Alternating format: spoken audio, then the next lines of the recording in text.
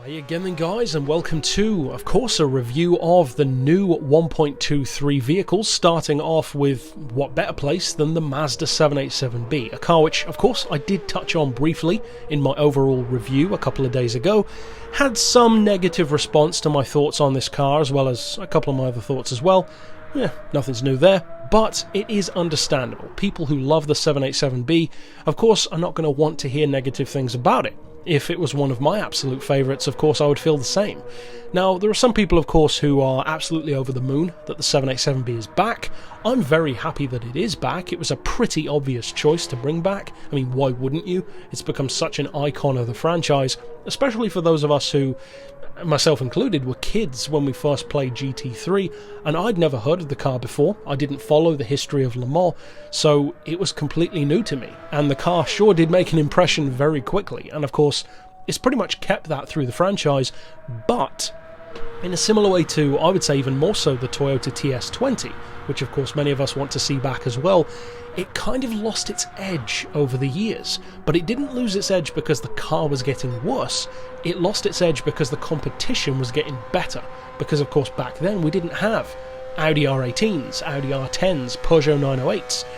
We didn't have all of those, and of course Gran Turismo 4 really was the harbinger of many of those coming to the game. The BMW V12 LMR, the Audi R8, the Pescarolos, cars which again would become icons as well, many of which still also haven't returned, at least yet. And again, I would not be surprised if some of those do come back. I'm personally hoping that they bring back what I would argue is the best rival for this car in the franchise, the Peugeot 905. Very similar car in terms of its strengths, and a very good car as well. In fact, in some ways it's better than the 787B. But of course that brings us back to my thoughts about this car in my breakdown, because the main thing that stands out as soon as you drive it, at least if you're familiar with the past of the franchise and using the car before, is the sound. And again, I did touch on this, so I'm not going to spend the whole video talking about it, but many people didn't like what I had to say about the car not sounding as good. I don't understand the arguments that people have sometimes. To me, there is no question that this car doesn't sound as good. It's like as obvious as water is wet. It does not sound as good as it used to. There is no discussion to be had. It's just a fact. And it doesn't even sound as good as real life. Just look up videos of it on YouTube. It's not even close. There's no argument on the other side at all. So some people have been saying if you put certain sound settings on, if you go to the cockpit, yeah, that's all well and good, but it doesn't change the fact that the idle is non-existent compared to what it used to be, compared to what the real car is. So, again, I don't want to talk about it too much, but we already touched on that in the overall review. It needs to be brought up again because it is a big downside, because, of course, a huge part of the 787B experience is the sound. It's one of the most recognisable sounds of any of the prototypes, maybe even the most. But what then about performance? Well, that's where it gets interesting, because, again, I kind of touched on some of its handling traits, partially due to the new tyre model that came with the new update, of course, but ways in which the 787B kind of went the opposite to what we would typically expect from it. And in particular, I feel that its strengths have almost become weaknesses, and its former weaknesses have become strengths. And what I mean by that is that when you think of the 787B in Gran Turismo's past, what do you think of? Well, for me, and I'm sure many of you as well, I think of sharp, twitchy steering, great low-end acceleration, a screaming sound, and it's great for technical circuits, but not necessarily for top-end ones. It can quite easily be outdone on all of the Gran Turismo games for sheer top speed by pretty much all of the other prototypes. Even the R390 can outrun it, and that's not exactly a car that kept up its status as being dominant. But that's different now. The handling is heavy.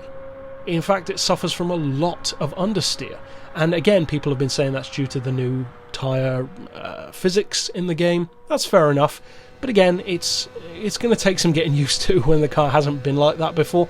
So initially you could think, oh, I don't like this at all. I would urge you to stick with it though. It's certainly not a slow car. The handling is actually fairly predictable, which makes it pretty good as more of an endurance car, actually. It's not the kind of car that will necessarily surprise you. You can tell that it's a high revving, of course, rotary engine, so it's going to be inclined to spin up its wheels, but at the same time you can predict that, you can counter it and still get a really good lap going. At the same time, it's not as quick as any of the other Group C cars were for me before. I've had some people saying that I do need to compare my laps again now that the physics have changed. I'm yet to do that, but I'm very interested to see what the difference will be. Maybe even a revised Rivals match or something like that could come. But for the moment, the handling is an interesting difference. It's not so much a downside, it's just different. The car isn't as sharp, but it's also not as twitchy, which is kind of the payoff. As far as acceleration, I would say it doesn't feel quite as rabid as it used to, but to be fair, a lot of that is probably due to the sound, which has been completely neutered, of course, as we said before. And that brings me to the weird advantage, because the 787B was never a strong top-end car. You could get it to go fast, for sure. On Gran Turismo 6, I did a top speed tune for it. I can't recall exactly how quick it was, but I think it was in the region of like 275, 280 miles per hour under its own power. That's pretty quick, but that's still like 25, 20 miles per hour off the fastest cars like the Minoltas, etc. Whereas now, it's literally on par with the R92CP. Both of them can do just over or to the mid 250 region. That's weird. That takes a lot of getting used to. So, as far as my overall thoughts of the 787B go, of course the specs are what you'd expect from one. 790 horsepower, 515 pound-feet, 830 kilos. It's always had a really good weight. It's one of the lightest prototypes of the franchise. And it pretty much offers what you would want a 787B to be capable of, which is fast enough to compete with the rest. But I don't know, it just feels to me like it's lost its magic. The 787B always felt like a special experience, regardless of if you loved it or not, because I'm not a super fan of the car. I like it a lot, but it's not one of my favourites. I would rather use something like a Toyota GT1, for instance, or a Minolta, but I have a lot of respect and love for what the 787B could do and how special the experience felt. It doesn't feel special to me anymore, and that's not necessarily a knock against polyphony. Maybe that is the reality of the situation, and it's more the you should never meet your heroes kind of equation, where because the game is more realistic, it's just highlighting the fact that maybe the car wasn't as exciting in the real world as we think of it as being. I hope that that's not the case, because the drivers of the car, certainly from what I've seen, don't seem to feel that way. So I don't know, I'm mixed on the 787B. I have a lot of love for it still, but it definitely doesn't feel as special. As far as I'm concerned, the R92CP is still by far the best prototype update we've had. I love that car, it's fantastic to drive. So the 787B I think will probably split fans. Some people will love it no matter what, and I can totally understand that. I'm like that with my favourite vehicles.